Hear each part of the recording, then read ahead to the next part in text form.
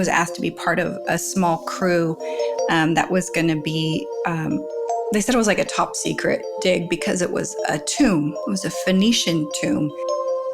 And, one of the skeletons was of a young girl, and she had her jewelry still on her, and that was really fascinating.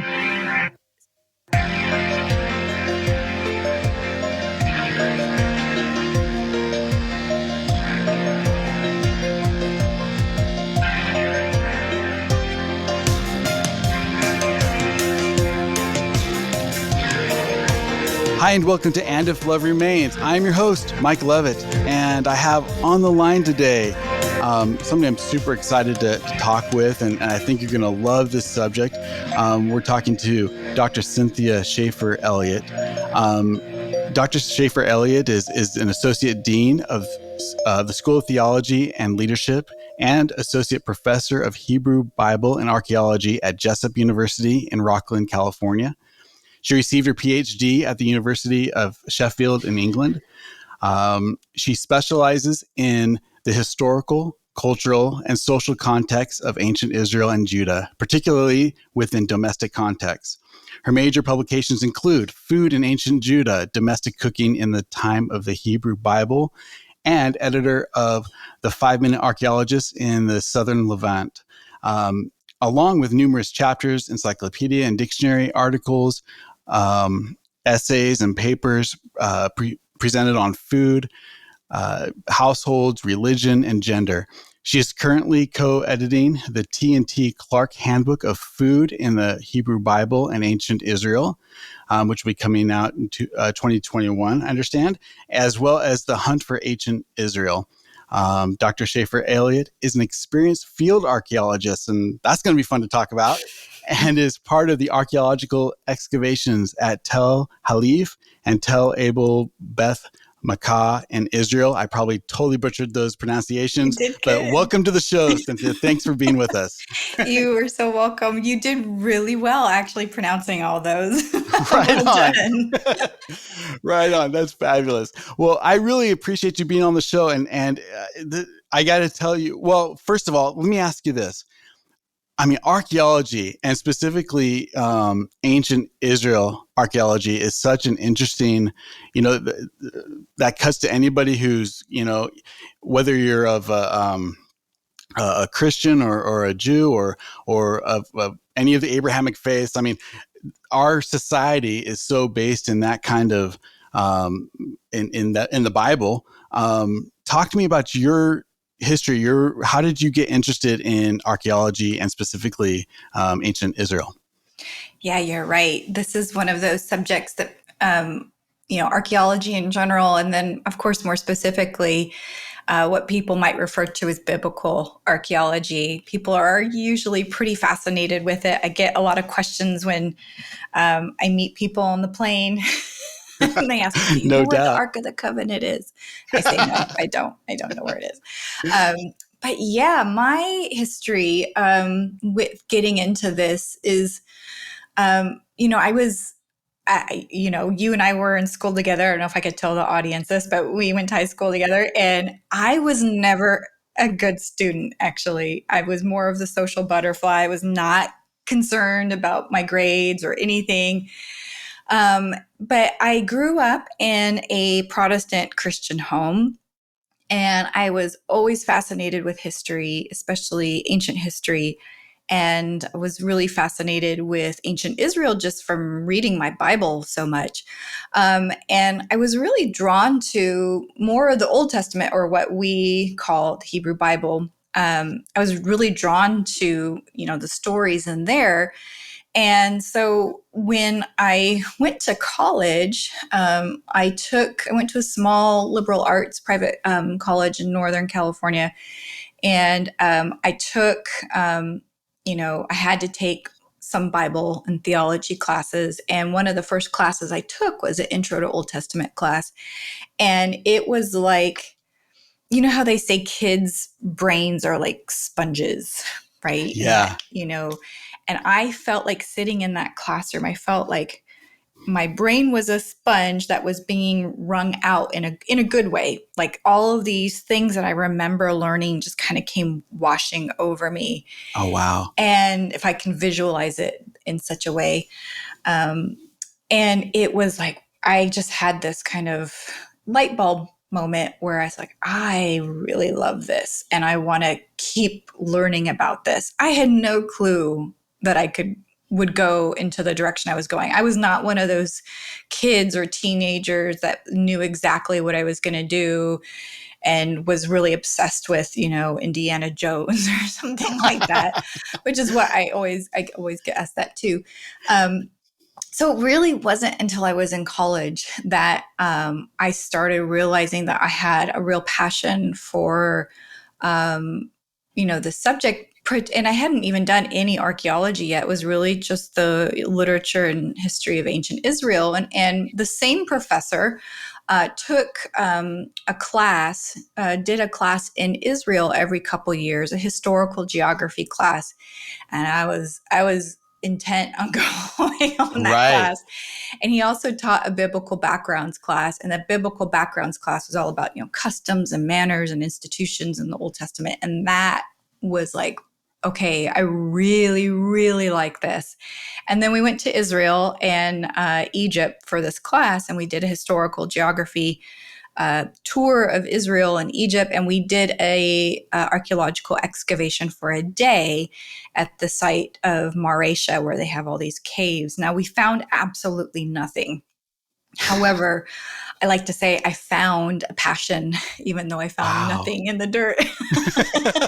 I don't know which is more valuable, but Well, I think the passion, clearly. clearly, yes. And so for me, there was something. I mean, as a lover of history, there was something about being in the land of where the stories took place and seeing it for myself and touching the artifacts for myself. It was like history had come alive. It was like history that you could see, that you could touch.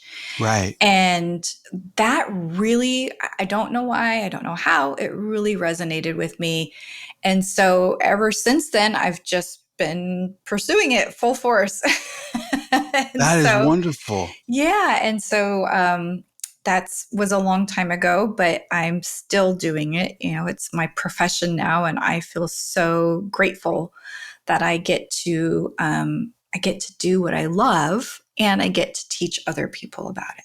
Oh, that's a great story. I love origin stories and especially people's passions about it. And it's wonderful to hear that. And it's interesting. Kind of, I don't know, unique is the right word, but America is a unique place in the sense that, like, our history, if you will, like our oral, our written history, like goes back to, it doesn't go back to the Native Americans. Let me say it that way. It goes back to Right. Europe. It goes back to Greece. It goes back to Israel.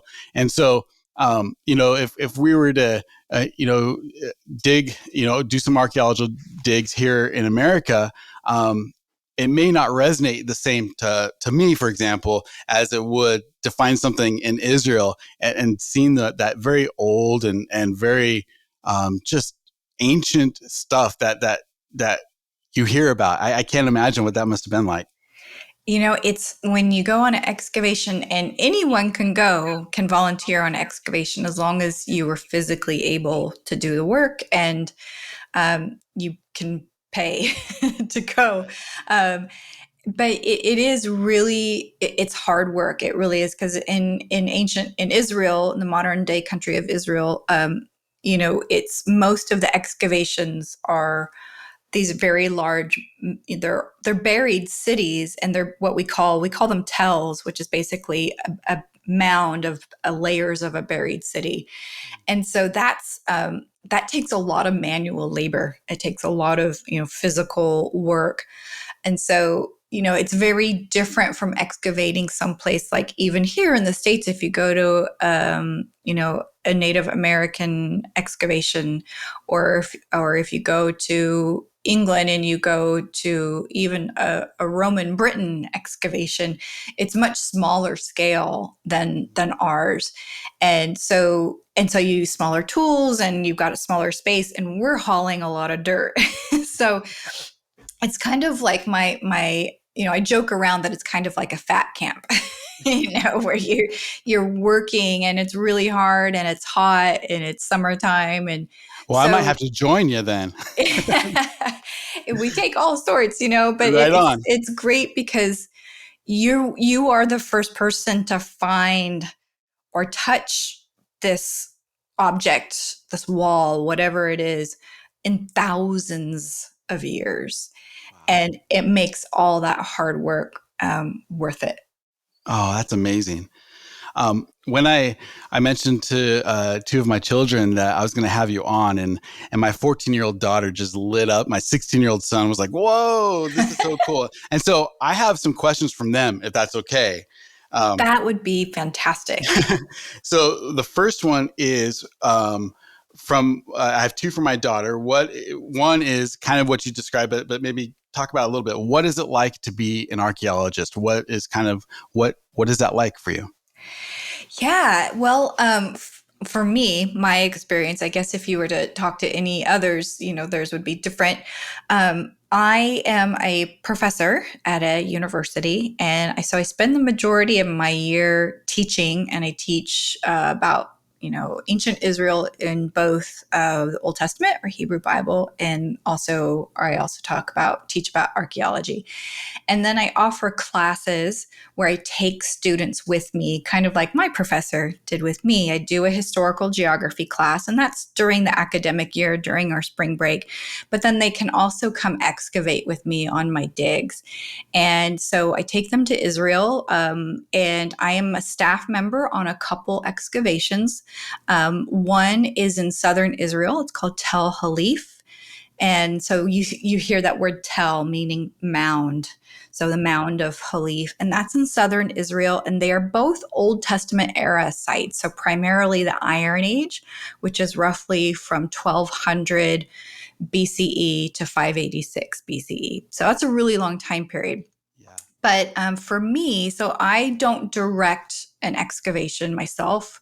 I am on staff of excavations.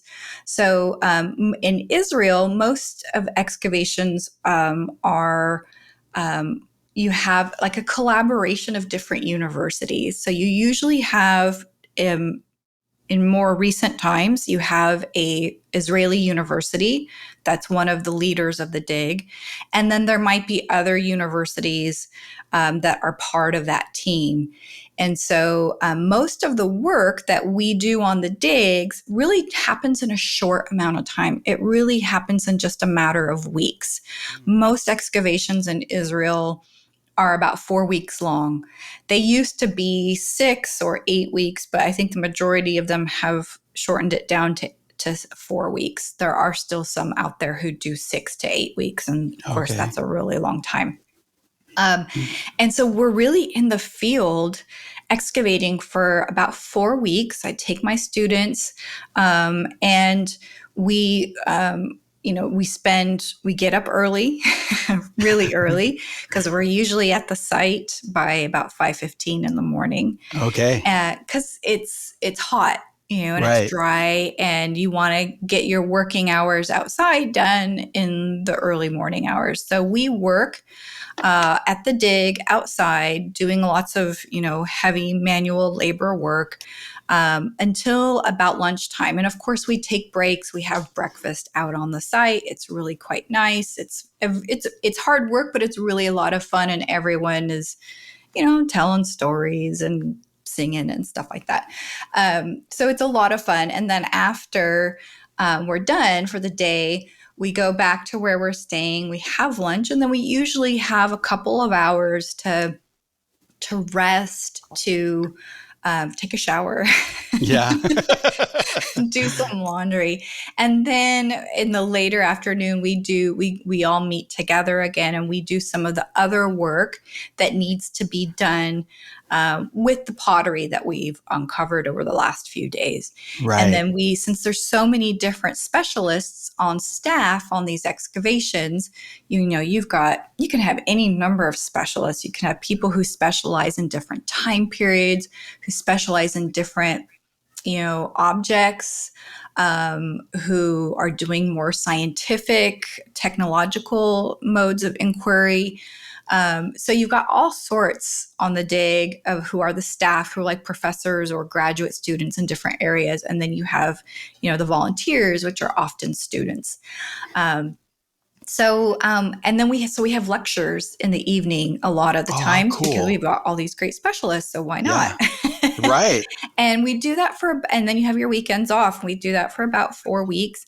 And then what most people don't realize is that excavation is just like a small part of, an archaeologist's time. So usually you spend the rest of the year, especially if you're working at the Israeli university that is mostly in charge of the dig, they have all the stuff goes back to their lab. And they spend the rest of the year, all a bunch of different staff members spend different parts of the year analyzing all the stuff that they've excavated, because the whole point is not just the excavating it, it's the analyzing it, writing about it, and publishing it. Right. The publishing it is really important. So for someone like me who is not stationed at the Israeli university, on one of my excavations, we go early, and the Halif one, because we're actually not excavating right now. We're just in a publication mode. So we're doing all that analyzing and writing and stuff like that. Okay. So it's most of your time is not on the dig, but it's teaching, it's analyzing the material. So it's not as glamorous. Well, it sounds just as interesting, like being able to look at something, that's been dug up and classify it and analyze it and try to, piece together history is really fascinating.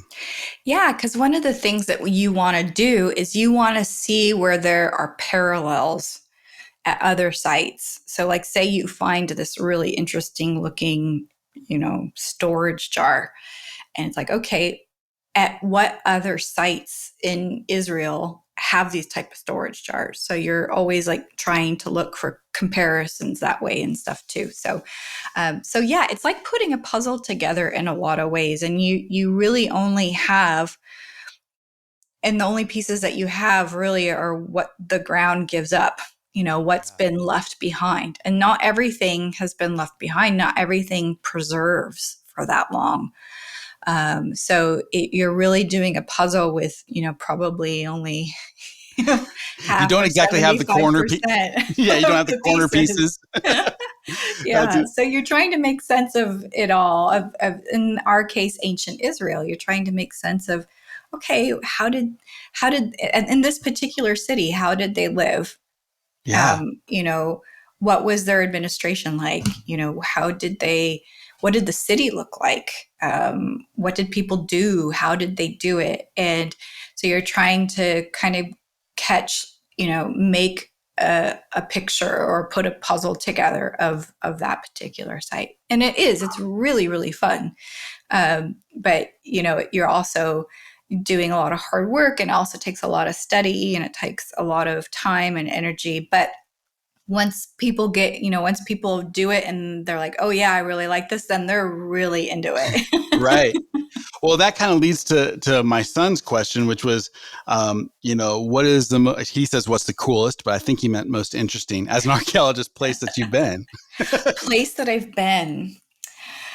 Wow, I've been to a lot of cool places, but I do spend most of my time, because I in Israel. That's where I work. So let's see. I mean, that's a really good question. I get really attached to all the sites I work at. Oh, I bet. Yeah. Yeah, I do. They kind of become like a little home. But the most interesting place, well, gosh, That's a really good question. I mean, Israel is fascinating. I love taking people there. Well, I think Um, it's fascinating, and I think you know, and this is again from a total layman's. I've never been there. You know, the history I know is basically from the Bible. right. So, you know but it seems like it is such a more complex, interesting place than what we kind of the Sunday school version that we kind of get. Not to say that's not Yeah. good or anything. It just seems much more like all of history, much more Yeah. complex and much more history than what we think. Yeah. And same with the news. If you're getting your impression of Israel from cable news, Right. that's probably not too good either.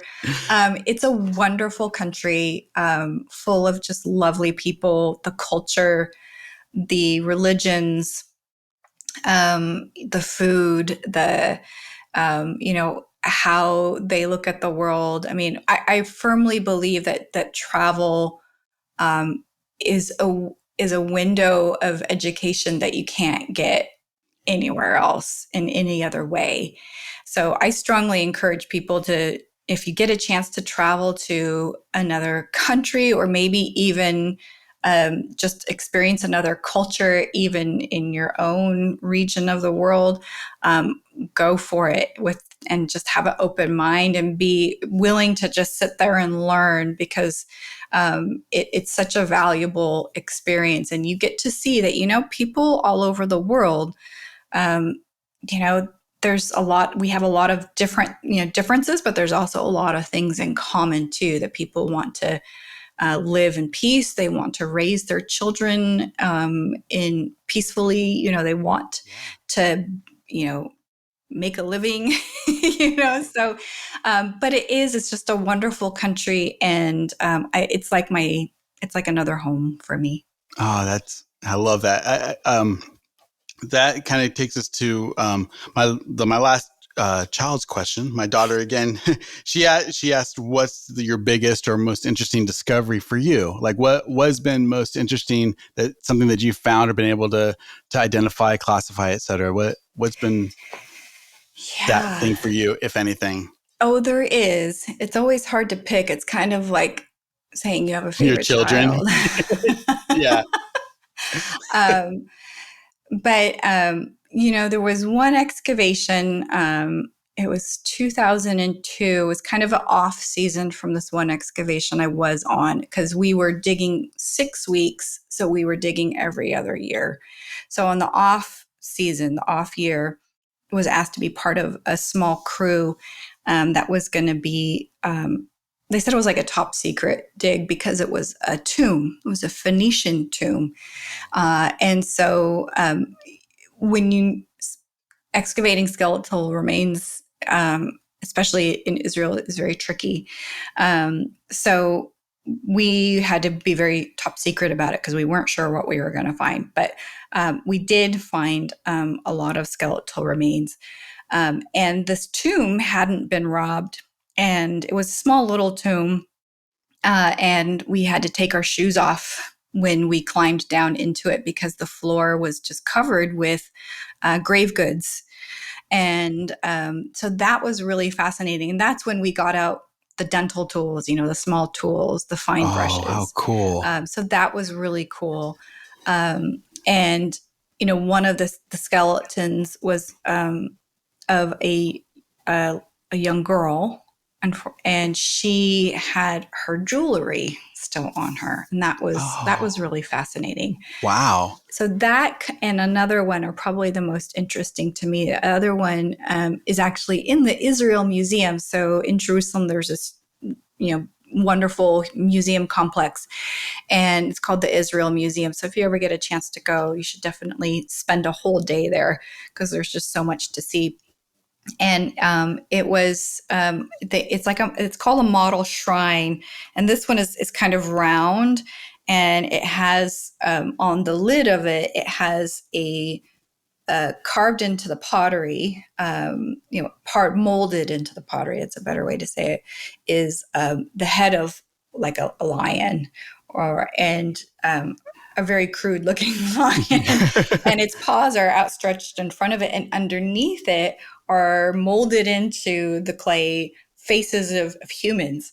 And I found, my friend and I found that on our first excavation, and Oh, it's wow. in the Israel Museum. So I go and I see it every time I'm in the Israel Museum. That's amazing. That Yeah. is so cool. Wow. All right. Well, so Matthew and Rachel, there are your questions. Thank you for participating. And I know they'll be thrilled to hear those answers. So Thank you thank for the you. questions, Matthew and Rachel.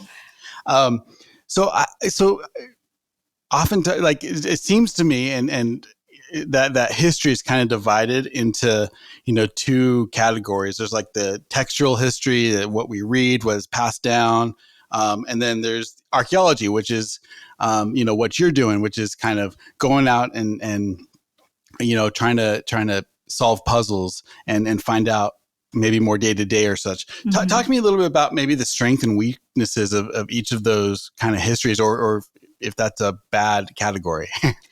No, that's a great question. I wish more people would ask that question because we tend to give texts a lot more weight than we do archaeology. Yeah. And as someone who also studies ancient texts too, because I do both biblical studies of the Hebrew Bible and archaeology. We You might have heard the phrase, the victors always write the history. Right. And that's a very good point. And the larger point of that being this idea of historiography. The historiography being it's not just history. We like to think of history as, oh, it's just the facts, right? Right. Well, but it's not really. Historiography is about, okay, who gets to decide what's included and what's excluded. How Ah, is this so-called history told, and what form? What is their purpose or motivation for writing? So is it just one person, or is it many people? Is it happening at one time, or is it happening over a large amount of time? And are they looking, what's are they looking at the past in order to understand the present better? Or, so there's all sorts of questions that we need to keep in mind when we're studying ancient texts, including scripture, because scripture is really this. It's not just a book; it's a collection of books. It's an mhm. anthology. It's its own little library, and each book is really a collection of material. And so we need to, keep in mind, okay, who wrote this? When did they write it? How did they write it? Why did they write it? What sources did they use? What is the why is a really big thing too, because everyone has a motivation for writing. Right. Whether it's good for you and bad for somebody else, or your perspective versus your enemy's perspective. So there's all those things to keep in mind with texts. With archaeology, you also get this misconception that the ground doesn't lie. And that's true, but we also have to remember that not everything that was present then is going to be found in the ground. Some of these Right. things might have eroded, or maybe people took these things with them when they left. Maybe they were influenced by other people groups. Maybe you just haven't been digging in the right spot. Yeah. So there's all these different variables, which when you're doing both textual studies and archaeology, that you have to keep in mind. And so when we do archaeology of ancient Israel, and probably a lot of your listeners might be familiar with the term biblical archaeology, and that's a pretty popular term to describe archaeology of ancient Israel, and the Yeah. land of Israel and the Israelites and their different time periods that are represented in the Bible. And but most of us in the discipline that some people would call biblical archaeology, we don't call it that, because archaeology and biblical studies are separate disciplines, Right. right? And you never whatever archaeology you're doing, you never have, if there's a text associated with your archaeology, you never, have that text in one hand while you're Okay, digging, and that was actually one of right? my questions. How do you, because obviously, these places actually existed and we read about them, and Mhm. how does a scholar deal with that? So it's interesting that you try to separate them completely. Well, some people try to separate them absolutely completely. Some people try to merge them together completely. I'm kind of the persuasion, well, yes, they're separate disciplines, but um, what we do is very interdisciplinary. Mhm. So we excavate and we say, okay, this is what we found. Is there reference to it in any text, whether it's the Hebrew Bible or any other ancient Near Eastern texts from Assyria or Babylon or Egypt or Ugarit or whatever? We look for texts in general. We look for art in general. We look for modern analogies that we do. So ethnography, if I don't know if you've ever heard of ethnography. No, So what is that? within cultural anthropology, it's like your people watching. Okay. You go to the airport or you go to the mall and you just sit there and you watch people. Ethnography is kind of like that, but much on a much bigger scale. You're going to a culture or society and you're watching them and Mm. observing them and asking questions, and you're living with them and you're trying to figure out, okay, this society does things this way, and isn't this interesting? And of course we can't do that with ancient Israelites. So what we do is called ethnoarchaeology, where we go and we observe maybe modern traditional groups that would be Okay. similar, we think, to how ancient Israel might have done some things. Oh, So, that's interesting. that would be the Bedouins, the people, the nomadic people that Yeah. are still in Israel, the Bedouins that live in tents. Some of them still live in tents, and they're herders. Right. They're pastoralists, and so you could go watch them. The women bake bread and say, okay, this is interesting. I wonder if we can get some parallels to how their Ah. ancient ancestors might have made bread. So is it interesting? Is it similar to like maybe somebody who studies language? Like they take a language of somebody and can try to trace it back to earlier languages that maybe we don't Yeah, know about. Is it right. somewhat similar to that? Yeah, somewhat similar to that. I mean, you have to remember that no cultures stay static, Right. but you can probably glean some good information from these traditional societies. And the reason why we say we don't dig with our Bible in one hand and our trowel, which is an instrument, in the Yeah. other hand, it is because the texts are often written much later, often much later than the events that they're talking about, Yeah. right? Because this is a pre-literate society, so you don't have court reporters hanging out, or no one has an iPhone to record anything. so Right. so these and this is typical of the time. So this is not something to be upset about. This is just the way things were until somewhat recently. So we have to remember that most people didn't know how to read and write, and that the people who did were usually part of the elite class, Yeah. usually lived in cities, and were writing usually later than the events, and sometimes much later. So we don't want to say oh, hey, I found this storage pot and it happens to be from the time of Solomon, and it just happens to be in Jerusalem, so therefore it must be Solomon's storage jar. So a Right. lot of those big jumps have been made. I think unintentionally, historically, that's just kind of how archaeology was. It was always trying to connect with these big figures of the Bible. Where archaeology, though, and vice versa, you're not using archaeology to prove or disprove anything. You're just doing archaeology, and you're just doing biblical studies. And both of those things are going to use any other tools at their disposal, whether it's archaeology, other ancient Near Eastern texts, whether it's ethnography or ethnoarchaeology, or iconography, which is study of art.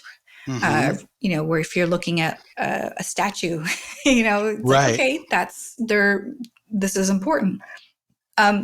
So we want to use all the tools at our disposal. It's a very interdisciplinary discipline, both biblical studies is and archaeology is. So we want to allow these disciplines to do their thing, Right. but we also want to make use of whatever tools that are at our disposal. And right now, especially within archaeology and within biblical studies, there's a big rise in the advancement of science and technology, like drones. All excavations have drones now. Okay. And that's been so awesome because we can get these great bird's eye view of the sites like every day, and see, okay, look, you can see. And usually you just It's like do you're that unmasking the map. Yes, exactly. Usually you just get that with the final photographs at the end of the season, but we can do that, every day if we wanted. So there's lots of great advancements going on, and we want to use everything at our disposal. Wow. What has been something maybe that most people would be surprised about if they were learning about ancient Israel, if they're learning about this biblical archaeology, that maybe a misconception or something that they think they know or maybe not know? And I'm thinking about history. I'm thinking about the two kingdoms split and how that happened, or anything. Like what is something that maybe somebody is not or misunderstands about the history of that time? Yeah, that's another good question. Wow. Well, there's a lot. Yeah, I bet. I bet that's true. And I think that's partly the fault of scholars, because not a lot of scholars. Some scholars are great at this, and some scholars aren't, about getting their information out to the wider population. So I would say some things that are confused or misunderstood. Well, let's see here. There's a big discussion even still about, the whole, when Israel becomes a monarchy, first with Saul and then with David and Solomon. So when it's a united monarchy, Right. and that's what, we call Iron One, mostly the Iron One period. Okay. That is a really still kind of confusing time. Like there's still a lot of questions, and not a whole lot of answers Is quite that because yet. there's not much to find for that time? Yeah, one, because the biblical text talks about, especially the reigns of David and Solomon, right? They talk about their reigns as just like the most wonderful thing in the world. Right. That it was a huge kingdom. It was peaceful and prosperous, and that and people have this in their minds, that Jerusalem was this big grand city during the time of David and Solomon. And archaeology is showing us that, well, the Maybe biblical exaggerated. writers, had a way of, massaging the reality of it. It was probably much smaller in scale. Jerusalem was a really kind of a small city, because we get so fixated on, the history of this part of the world. For most people, like you said, comes from what they know about the Bible, from the Old Testament in particular. But Israel was a really small actor on the stage of the ancient Near East. I mean, but because of the biblical text, we think it just looms large in our imagination and in our minds. And we're shocked that they're taken over all the time by the Assyrians. Yes, exactly. They're shocked that, this mighty kingdom allows all these people to take over them. It's like, well, they're small kingdoms. They're actually pretty insignificant most of the time, not all of the time, but most of the time on the wider ancient Near Eastern stage.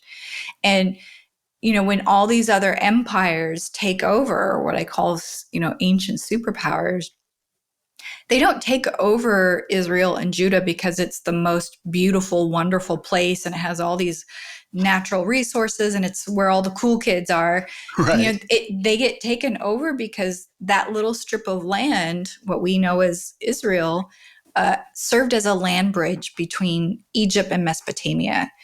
And the two main trade routes that go from Egypt to Mesopotamia go through that land bridge, because you've got, Okay. the only other way is the Mediterranean, which is rough and horrible, and you'd have to go down the entire, western coast of the continent of Africa, and then up around through the Indian Ocean, and then into the Persian Gulf, and if you Not even an made it. exciting journey.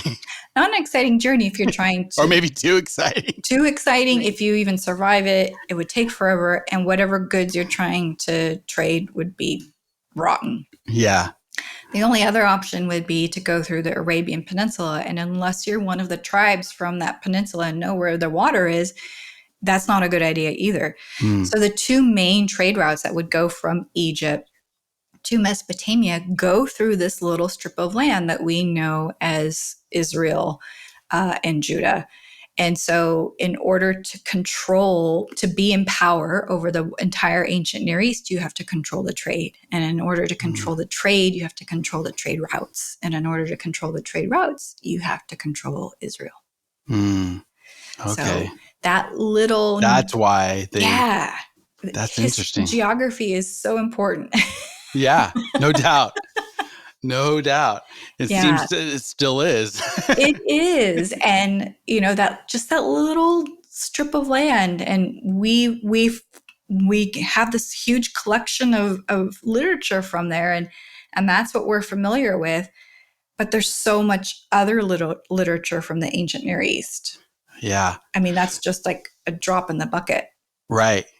Well, so you spent, it seems like a lot of your professional work talking specifically about food, and which is interesting because the Bible talks a whole lot about food, especially in the Old Testament. And I'm curious, what have you discovered about maybe more family relations and how the Israelite people lived, and specifically as it pertains to food? Yeah. So the stuff we find about food in the Old Testament, there is a lot of stuff about food, but most of it's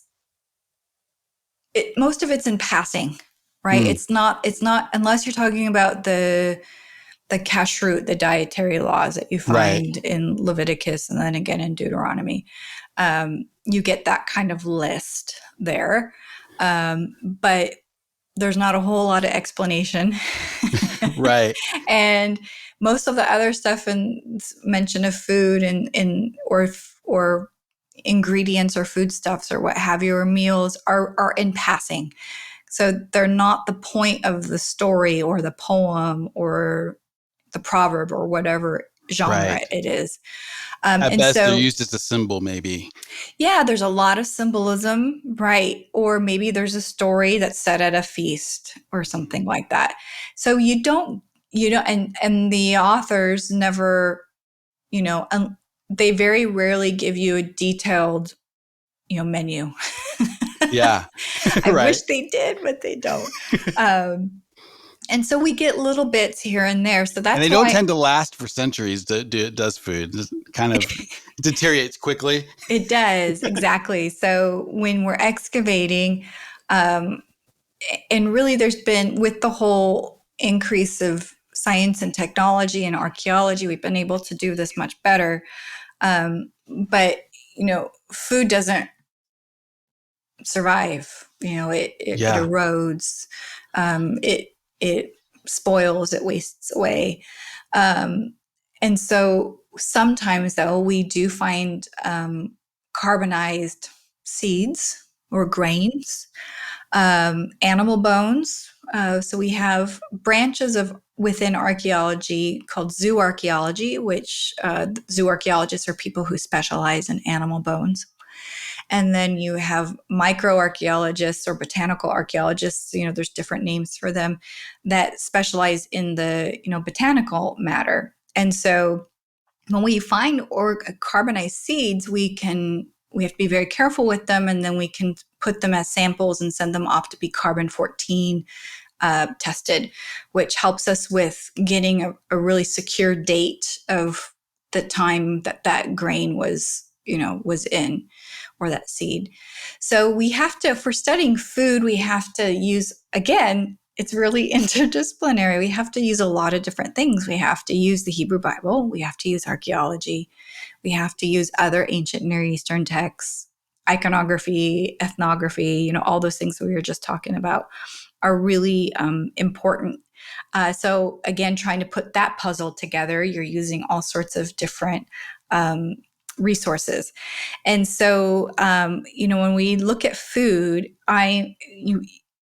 you want to think about food in, okay, are we talking about elite people like kings and priests? Or are we talking about everyday people?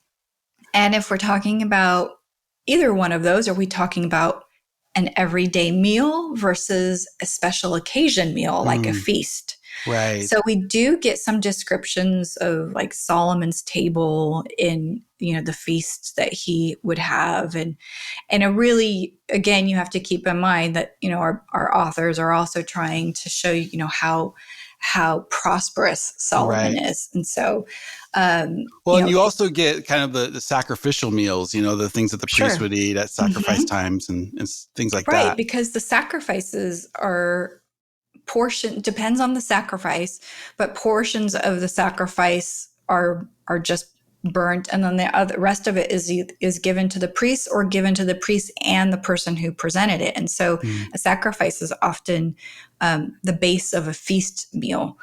And so when we look at food and how people lived, your average ancient Israelite, they would have been subsistence level farmers, agropastoralists, so people who were farmers and had herds of sheep and goats. And they would have been really dependent upon those animals. So they didn't eat meat very often. On a daily basis. Meat was usually reserved for special occasions, like a feast, or a feast that would include a sacrifice, whether it's a special event like a wedding, or whether it's a special like a high holy day, a holiday, a religious holy day. So meat was usually reserved for those occasions, unless you needed to cull your herd for some reason, or you had an animal that you're like, okay, well, it's on its way out. Right. It can't help me with the with the farm, so it needs to go. Yeah, because you as a household, you would have been dependent upon your animals for their secondary products. So you would use and they would have mostly sheep and goats. You would use their milk for different dairy products. You would use their fleece to make clothes. You would use their dung. You would dry it into patties, and you would use it for fuel for your ovens. Or to fertilize your fields. So you were pretty dependent upon those animals. And so you wouldn't eat, if you had a hankering for lamb chops, well, then you would just have to wait until the next feast. So meat was not an everyday fare like it is today. Okay. So when you do read in the Old Testament, when it talks about what animals you can and can't eat, like, okay, that's good to know, but how often are they actually having the opportunity, to eat, these animals? Unless you are like Solomon and you have, abundance of food. So most people, your diet was heavily based on cereals. So we estimate about 50% of their daily caloric intake would have been taken from cereals, grains prepared Grains. in different ways, Okay. primarily as bread. So that's why you get the whole, my daily bread type of Yeah. thing. And interesting though that the Hebrew word for bread is lechem, and lechem became synonymous with just food. So when we're translating Hebrew and you see lechem, you're like, okay, are they talking about food in general, or are they talking about bread Right. specifically? Because Wow. that's how much their diet was based on bread. And even towns with the name in it. So Beit Lechem or Bethlehem is house of bread. Oh, wow.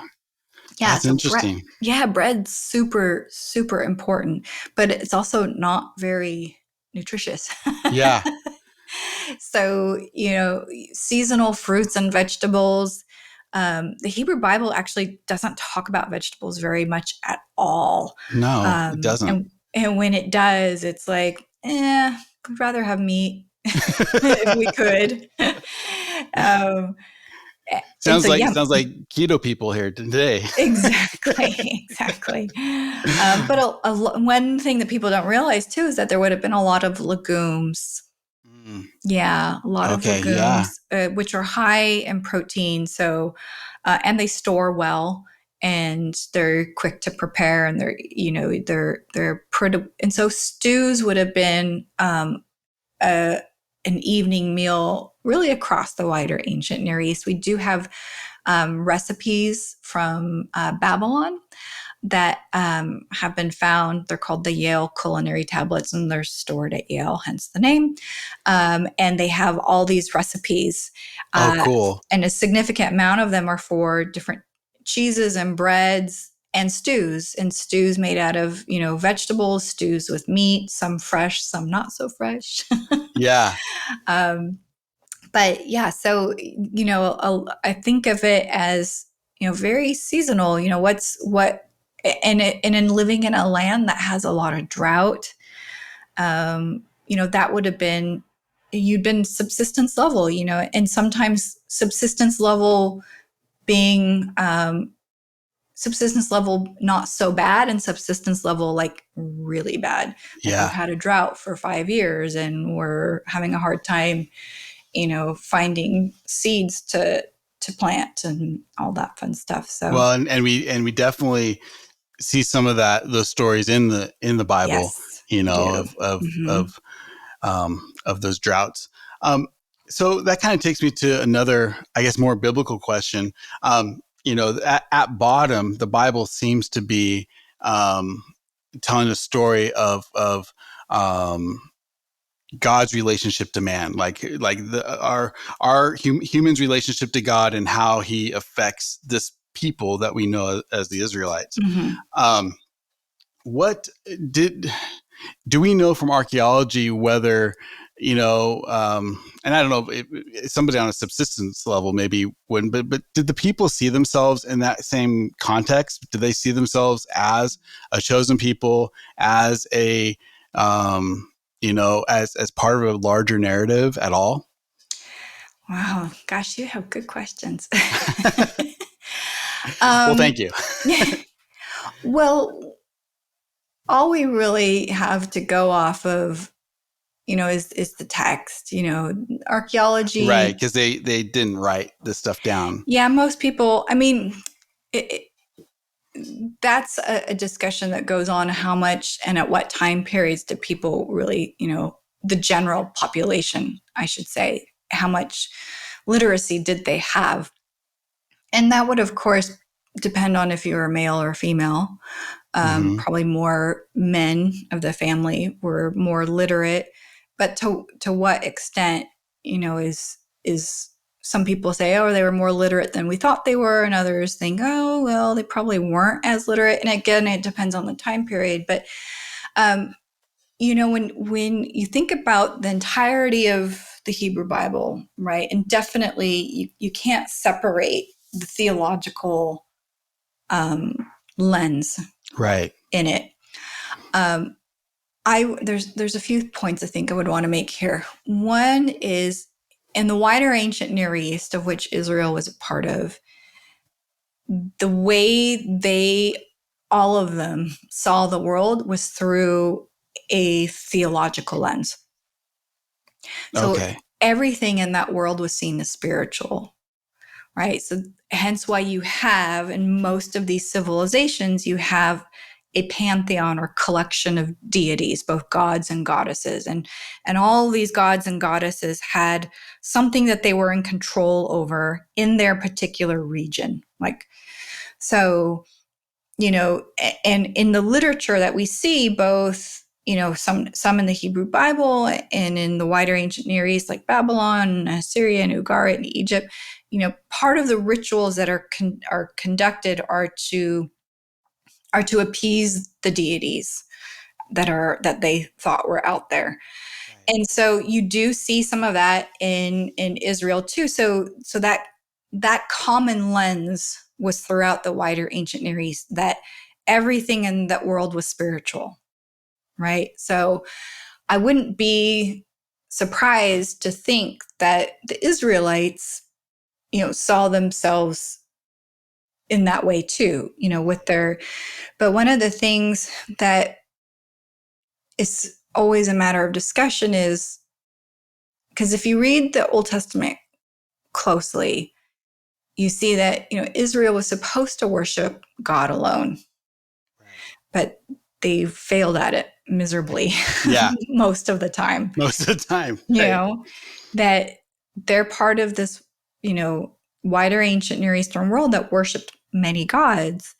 And in particular, the ones that, are really popular are fertility deities, because again, you're living off the land and reproducing both in the land and in the animals and with people is really important to your survival. So we read in the Hebrew Bible that the Israelites were supposed to be in this covenant relationship with God and worship God alone, but that they failed at this a lot of the times, and that they did worship some of these other deities. Two in particular that you hear a lot of are Baal, sometimes pronounced as Baal, and Asherah. Both are fertility deities. So we know that they had that lens of seeing everything through the spiritual lens, right? This God is in charge of rain, so we're going to pray to this God, and we're going to pray to Yahweh. Yeah, right. We're going to hedge our bets here a little bit. Exactly. But the biblical authors are very clear in saying you weren't supposed to do that, and that's why, we're getting punished with exile. Right. Type of thing. Okay. So archaeologically, we do find evidence of religion. We find, depends what type of environment you're in, like if you're in a house or if you're in a temple, shrine, some sort of professional religious center. We find, people worshiping. There's these figurines. Your Old Testament will usually interpret it as the word teraphim is usually interpreted as idol. And we tend to imagine them as these big, golden, 6 foot, 8 foot, 10 foot, idols. Right. But they're actually really small. They're like little, we call them figurines. They're made out of pottery. They're as, big as your hand. But we find them, and particularly in houses, and even more so in a particular type of these figurines in Judah. So whether the Israelites saw themselves in the special way that the biblical authors write about, that's hard to determine, unless we start finding, inscriptions where people are saying things that are similar to way the biblical authors do. But we also know that, authors, especially ancient authors, are not, and even still today, again, that goes back to your motivation for writing in the first place. not only are you writing to chronicle or document the past in a certain way, but you want that past to be viewed and taken in as part of your identity in the future. Sure. Yeah. Right. So whenever we see writing, you have to remember writing isn't just about documenting the past. It's about projecting who we want to be, our identity, into the future as Well, well. and you can see, I think, I think about, modern Jewish people, they have a lot of rituals and, some Mm-hmm. are more religious than others, but, that claim to go back to that time that have kept their society, kept their culture alive for Mm-hmm. centuries and through all of the turmoil that the people has gone through Sure. Mm-hmm. and so that's what I was kind of curious about is those rituals, do we see evidence of those happening and that being a big part of people's lives? Yeah, sometimes you do, and sometimes again, it's hard to interpret what you're finding. I mean, one of the jokes Yeah. in archaeology is that if you don't know what it is, it's cultic, it's religious. Right. you know, That's great. it is. It's pretty funny, and sometimes it's true. But we just have these pieces that people left behind in the dirt. And it's been Yeah. buried for thousands of years, and um, it's identity is such an important thing, in particular in later Israelite tradition, when they're coming back from exile. That's when identity is always important. Identity and ethnicity is always important, but in particular at that point in time, Hmm. when they're trying to like figure things out, Yeah. and they're collecting all of this material that has been written, and then writing down stuff that hadn't been written yet, and collecting it all together, which eventually becomes what we know as the Old Testament. Okay. Well, we're talking to Dr. Cynthia Shafer-Elliott, and I just have a couple more questions, and I sincerely appreciate your time. This has been absolutely fascinating for me. It's been so good. So just maybe three more questions. One, Sure. it's so unlike a lot of like scientific work, like people will go and they'll have like maybe a proposition or a theory, and then they try to prove it. Archaeology seems to be so different, and I'm wondering when you go to a dig or when you're starting a project, do you have kind of a theory in mind, or is it totally what comes as it comes? And how does how do you try or I guess imposing your will or theory onto what's happening Mm-hmm. at a dig or at a site or when you're doing scholarly work like that? How does that affect what you do? Sure. Well, before you even start the excavation, it's not like you just pick a place out of anywhere. I mean, you're picking a place that, and a lot of sites have been excavated, and there are still some that quite haven't been. But you're picking a place that fits your research agenda, or your Mm-hmm. research agenda is fitting that place. So, like, let's say one of the sites I'm on right now is called Tel Abel Beit Maacah, and that's in northern Israel.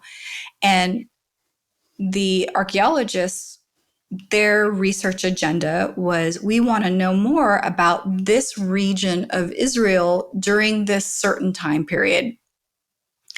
Go, okay, what are some questions we think we might be able to answer Right. with digging at this site? Well,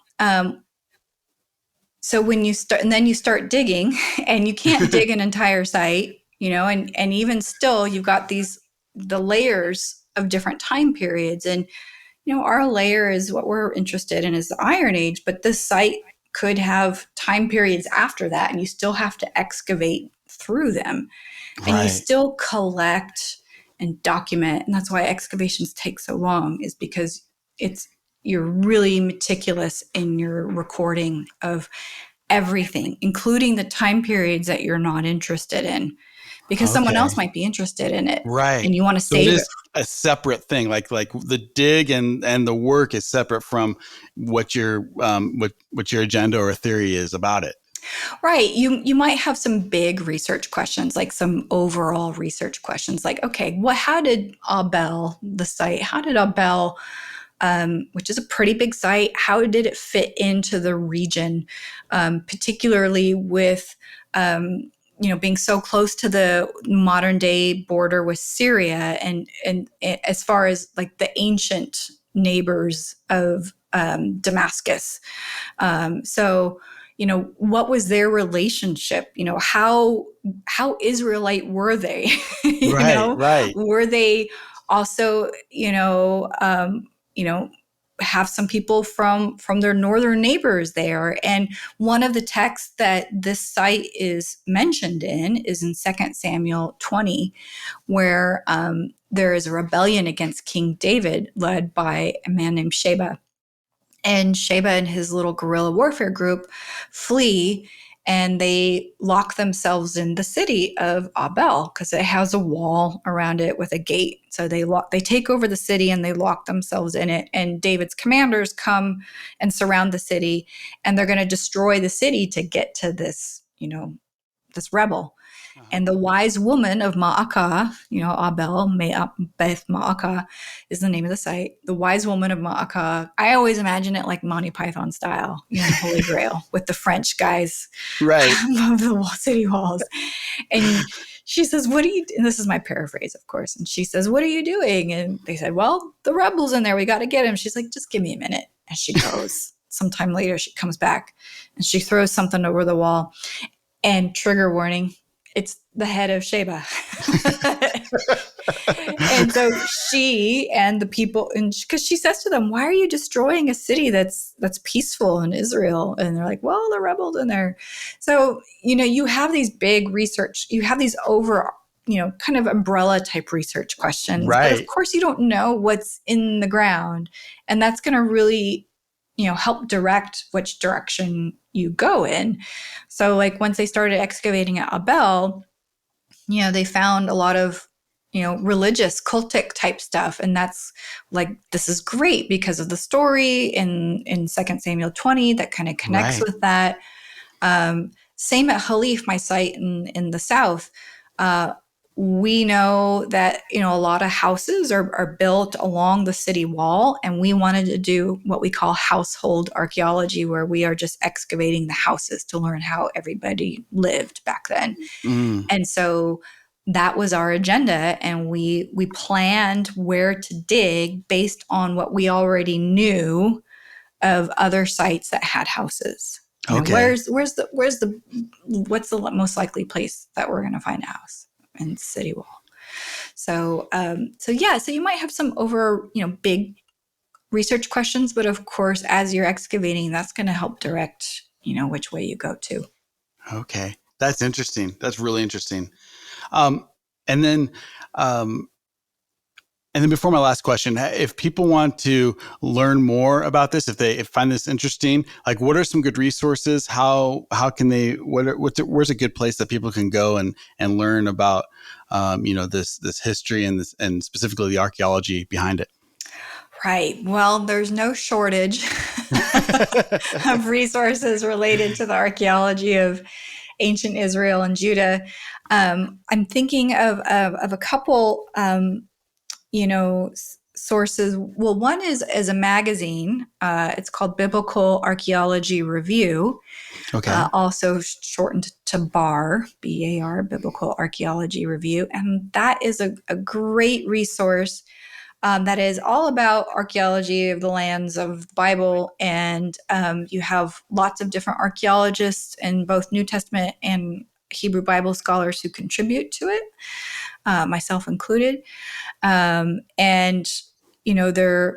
they're colorful articles, and it's not going Pictures to are be, always good. yeah, and pictures are always good. And it's not going to be super technical. Okay. Right. So it's going to be something that, people who have little experience or knowledge on the subject can easily read it. My mother-in-law gets it. Okay. I get it. Right So on. that's, of course, podcasts are great right now. There's um, there's lots of great podcasts out there. There's one about the Bible that I think is particularly good. It's called The Bible for Normal People. Okay. And I've been on that one before. It's one of the few that I listen to regularly. Let's see, other sources. Lots of great, I guess it depends on how technical you want. Books, handbooks. There's a Well, I guess website. if I guess my concern is I'd like to send people to a place that is maybe reputable, where it's not Sure. going to be like Yeah. conspiracy theories and stuff. Yes, and I appreciate that so much. There is a website called Bible Odyssey, which is a resource put out by one of our big academic institutions called the Society of Biblical Literature. Okay. And they do videos, short videos. They have, images and little articles and stuff like that. So Biblical Archaeology Review, the Bible for Normal People, Bible Odyssey. I think those are some three pretty good, That's strong, good. solid Okay. resources to go to. Well, thank you. Yeah. Last question, and kind of maybe more on a personal note. How has your work? You talked about growing up in a family of faith, and this has kind of been a big part of your professional life. But how has your professional life affected your faith itself? Yeah, another great question. I would say, well, there's no way it couldn't, Right. couldn't No, affect absolutely. it, and everyone's faith journey is different. I spend my life studying the Bible, the Old Testament in particular, and its world, and it's really, of course, helped Scripture come alive to me, and but also looking at that and seeing how the Israelites viewed the nature of God and their relationship with God. And, even in that kind of ancient mindset, some of the beautiful things that are in there, the care for justice, for the widow, the orphan, for the foreigner, for, you know, it not being just about what you do, but about the heart behind it.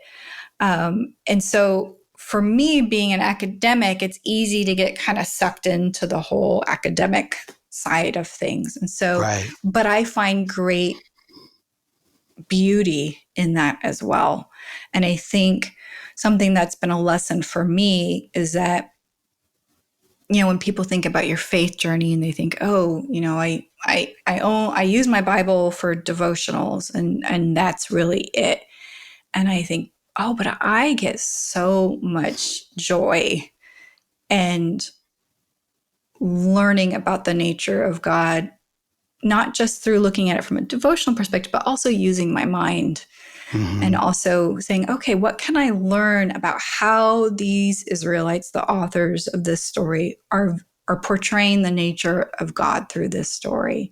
What could I learn not just about them, but what about the nature of God? And how does that impact my life today and how I view the nature of God? So it's pretty complex. Sure. But as it should be, honestly. I mean, yeah, that's part of the journey is sometimes we got to stop drinking milk and eat some meat, Exactly. And sometimes that's hard, I think, for some people to say, oh, well, you're just looking at it with your mind. I go, yeah, but that's not a bad thing. Yeah. Not that it doesn't ever get to the heart. Of course it does.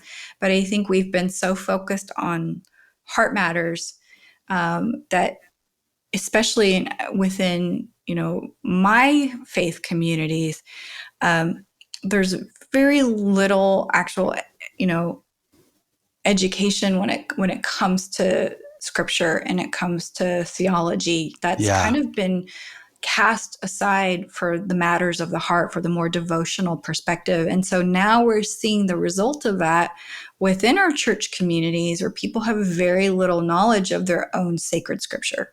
Yeah. And the consequences of that, in my opinion, are terrible, because maybe they find something out and they don't have answers, whether it's on an apologetic level, or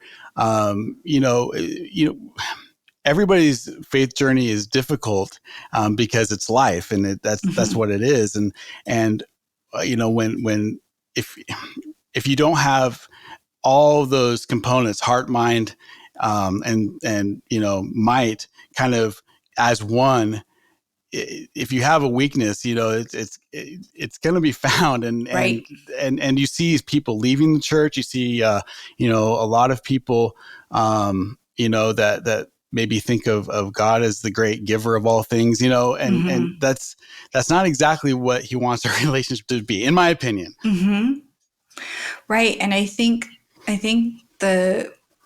you sing, and one of the popular word right now is deconstruction, and you see a lot of people deconstructing, and one reason could be, from people I've talked to, is that there has been very little, education within faith communities about their sacred scriptures. And so then they're confronted with either some event or some new knowledge or something, and it just kind of, they have the slippery slope idea in their mind. Well, if it's this way, then it all must be this way, which I think is, well, they feel like they've been lied to their whole life. And which is, that slippery slope thing is a fallacy, I think. But but so you see that whole deconstruction thing, and then you see a lot of people being upset about people deconstructing. And I think, actually, no, that's a good thing, because they're claiming it for their own.